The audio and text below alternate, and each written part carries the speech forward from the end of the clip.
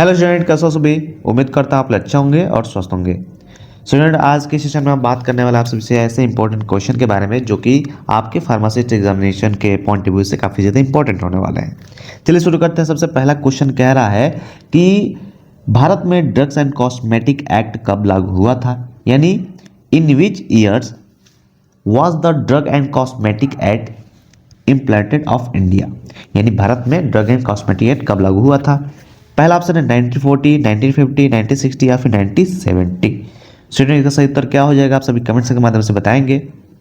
इसका जो सही उत्तर हो जाएगा ऑप्शन नंबर ए, 1940 में आपका ड्रग एंड कॉस्मेटिक एक्ट लागू किया गया था इंडिया में। ठीक है, ये इंपॉर्टेंट क्वेश्चन, ऐसे क्वेश्चन आते हैं एग्जाम के, तो आप सभी ध्यान रखिएगा। दूसरा क्वेश्चन देखिए स्टूडेंट, दूसरा क्वेश्चन क्या कह रहा है। दूसरा क्वेश्चन कह रहा है कि what is the scientific name of aspirin, यानी एस्प्रिन का वैज्ञानिक नाम क्या है।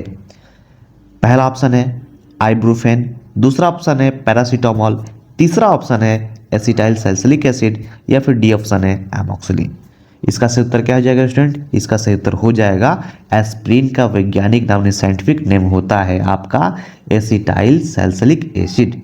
ठीक है, ये ध्यान रखिएगा, ऐसे क्वेश्चन एग्जाम में पूछे जाते हैं और ये आपको आना ही चाहिए। बहुत छोटे छोटे क्वेश्चन है, हार्ड क्वेश्चन नहीं है। चलिए, थोड़ी सी ध्यान रहो, आप सभी को रखना पड़ेगा। ऐसे मॉक टेस्ट आपको समय समय पर इसको आपको सॉल्व करना बहुत ज़्यादा जरूरी है। तीसरा क्वेश्चन है student, which of the following vitamin is water soluble, यानी निम्नलिखित में से कौन सा विटामिन जल में घुलनशील होता है। जल में घुलनशील होने वाला विटामिन कौन सा है। ए विटामिन ए, डी या सी या फिर के। सोचने का सही उत्तर क्या हो जाएगा। इसका सही उत्तर हो जाएगा विटामिन सी। ऐसी विटामिन होती है जो कि वाटर सोल्यूबल होती है, ये ध्यान रखिएगा। चलिए, चौथा क्वेश्चन स्टूडेंट देखिए, चौथा क्वेश्चन क्या कह रहा है। कह रहा है कि which hormone regulate blood sugar levels, यानी कौन सा हार्मोन रक्त शर्करा यानी ब्लड शुगर के स्तर को नियंत्रित करता है। पहला ऑप्शन है थायरॉक्सिन, दूसरा ऑप्शन है एड्रेनालिन, तीसरा ऑप्शन है स्टूडेंट इंसुलिन या फिर एस्ट्रोगेन। बताएंगे स्टूडेंट। इसका जो सही उत्तर हो जाएगा इंसुलिन, जो होती है ब्लड शुगर लेवल को रेगुलेट करने में मदद करती है। चलिए यहां देखिए स्टूडेंट, सबसे इंपॉर्टेंट क्वेश्चन है ना। WHO यानी वर्ल्ड हेल्थ ऑर्गेनाइजेशन का मुख्यालय कहाँ स्थित है। Where is the headquarter of WHO located. कभी ना कभी, कहीं ना कहीं एग्जाम में ऐसे क्वेश्चन का आना बहुत ज़्यादा इंपॉर्टेंट होता है, तो इसको आपको जरूर से ध्यान रखना पड़ेगा। सो स्टूडेंट, इसका सही उत्तर क्या हो जाएगा। इसका सही उत्तर हो जाएगा जिनेवा, स्विट्जरलैंड में। ठीक है, यानी WHO का जो हेडक्वार्टर है वह जिनेवा में स्थित है। आपने कभी न कभी पढ़ा होगा, लेकिन इसको अपने दिमाग की मेमोरी में कहीं ना कहीं बैठा लीजिए। छठवां क्वेश्चन देखिए स्टूडेंट, छठवां क्वेश्चन कह रहा है कि which is the largest gland in the human body, मानव शरीर में सबसे बड़ी ग्रंथि कौन सी है। ये आपको बताना है, ये आपको बताना है स्टूडेंट। तो भैया लीवर सबसे लार्जेस्ट ग्लैंड होती है, सबसे बड़ी ग्रंथि होती है। सातवां प्रश्न देखिए स्टूडेंट, कह रहा है कि टेट्रासाइक्लिन किस प्रकार की दवा है। Tetracycline belong to which class of drug. Tetracycline किस प्रकार की दवा है स्टूडेंट, बताएंगे आप सभी। आप सभी बताएंगे तो भैया एंटीबायोटिक है। ठीक है, चलिए आठवां प्रश्न देखिए। आठवां प्रश्न कह रहा है कि which of the following minerals is required by teeth, निम्नलिखित में से कौन सा खनिज हड्डियों और दांतों के लिए आवश्यक होता है। कौन सा होता है स्टूडेंट, आपसे बताएंगे। तो भैया कैल्शियम होता है, इजी क्वेश्चन है। नाइन्थ नंबर क्वेश्चन देखिए, नाइन्थ नंबर क्वेश्चन कह रहा है कि which of the following is used as an antiseptic, यानी निम्नलिखित में से कौन सा एंटीसेप्टिक के रूप में उपयोग किया जाता है। तो भैया फिनोल जो होता है आपका एंटीसेप्टिक के रूप में इस्तेमाल किया जाता है, यूज किया जाता है। ठीक है, आगे चलिए।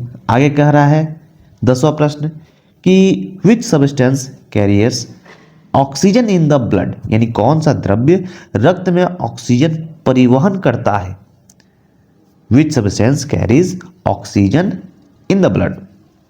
इसका सही उत्तर क्या हो जाएगा। इसका सही उत्तर हो जाएगा हीमोग्लोबिन। चलिए कुछ ना कुछ जो क्वेश्चन होते हैं इजी होते हैं, लेकिन आपको भ्रमित करने के लिए ऐसे दे दिए जाते हैं, है ना। 11वां प्रश्न कह रहा है कि हु डिस्कवर्ड पेनिसिलिन। तो भैया ये आप सभी ने पढ़ा ही होगा कभी ना कभी। पेनिसिलिन की खोज किसने की थी? किसने की थी स्टूडेंट? किसने की थी? तो भैया किए थे आपके अलेक्जेंडर फ्लेमिंग ने। ये आपको याद रखना होगा। ऐसे क्वेश्चन पूछ जाते हैं कि इसका पेनिसिलिन जैसे कि खोज किस वैज्ञानिक ने की थी, वैज्ञानिक का नाम। ठीक है, चलिए यहाँ देखिए, रेडियोलॉजी में प्रयुक्त गैस कौन सी है? Which gas is used in radiology. Radiology में प्रयुक्त कौन सी गैस की जाती है? तो भैया आपका हो जाएगा, कौन सा हो जाएगा? ऑक्सीजन है, ऑप्शन है, कार्बन डाइऑक्साइड है ना, जेनॉन है और हाइड्रोजन है। लेकिन जो आपका रेडियोलॉजी में यूज की जाने वाली गैस होती है वह होती है xenon. Option number C is the right answer. और ये क्वेश्चन आपका इंपॉर्टेंट है। ठीक है, चलिए 14 नंबर प्रश्न देखिए। 14 नंबर प्रश्न कह रहा है कि आयोडीन की कमी से कौन सा रोग होता है? तो भैया आपको ये तो पता ही होगा कौन सा होता है भैया, घेंगा, यानी जिसको गैटर कहते हैं। चलिए 15 प्रश्न देखिए। 15वां प्रश्न कह रहा है कि which of the following is a pain killer. निम्नलिखित में से कौन सी दर्द निवारक दवा है? निम्नलिखित में से कौन सी, है ना, पेन किलर यानी दर्द निवारक दवा है? तो भैया डाइक्लोफेनाक। एमोक्सिलिन एंटीबायोटिक होती है ना। इंसुलिन नहीं होगा, आप क्या होगा? डाइक्लोफेनाक। चलिए 16 नंबर प्रश्न देखिए स्टूडेंट। 16 नंबर प्रश्न क्या कह रहा है? कह रहा है कि विच विटामिन, है ना, sorry, which disease is caused by vitamin C deficiency. यानी विटामिन सी की कमी से कौन सा रोग होता है? कौन सा रोग होता है जल्दी से बताएंगे। स्कर्वी होता है। ठीक है, ये आप छोटे क्लास में पढ़े होंगे। चलिए 17 नंबर प्रश्न देखिए। ओमिप्राजोल, सबसे पहले कमेंट सेक्शन में बताएंगे कि ओमिप्राजोल किस में दिया जाता है। कह रहा है कि omeprazole is used for the treatment of. Omeprazole का उपयोग किसके इलाज में किया जाता है? किसके इलाज में किया जाता है ओमिप्राजोल का इस्तेमाल? भैया एसिडिटी एंड अल्सर में, है ना, ऐसे ट्रीटमेंट में किया जाता है। चलिए सबसे मोस्ट इंपॉर्टेंट, और ऐसे क्वेश्चन आप सभी को बहुत ज़्यादा देखने को मिले हुए होंगे मेरे चैनल पे, जो कि इंपॉर्टेंट होता है, यानी what is the pH value of blood. रक्त का पीएच कितना होता है? रक्त का जो होता है ब्लड, सॉरी, पीएच कितना होता है ब्लड का? तो भैया 7.4।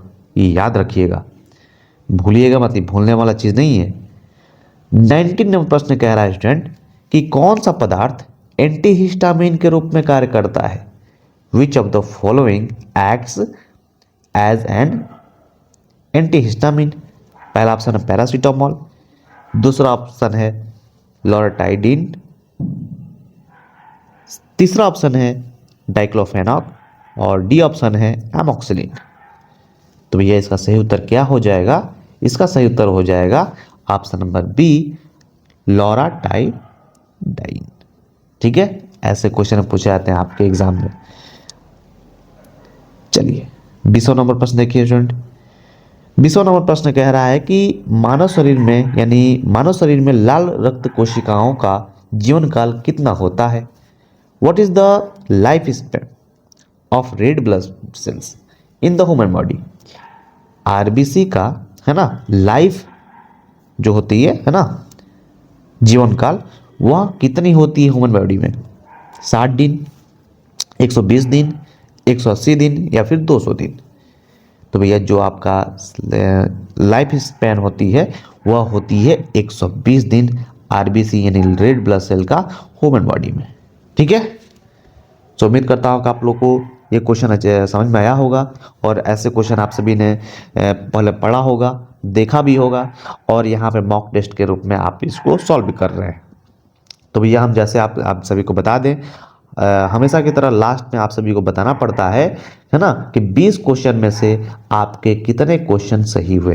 कमेंट सेक्शन में माध्यम से आप सभी ईमानदारी से बताएंगे, कोई लापरवाही नहीं, कोई बेईमानी नहीं, है ना, क्योंकि अगर आप बेईमानी लापरवाही करते हैं तो आप खुद के लिए करेंगे, लेकिन ईमानदारी से आप सभी क्वेश्चन का उत्तर दिए होंगे।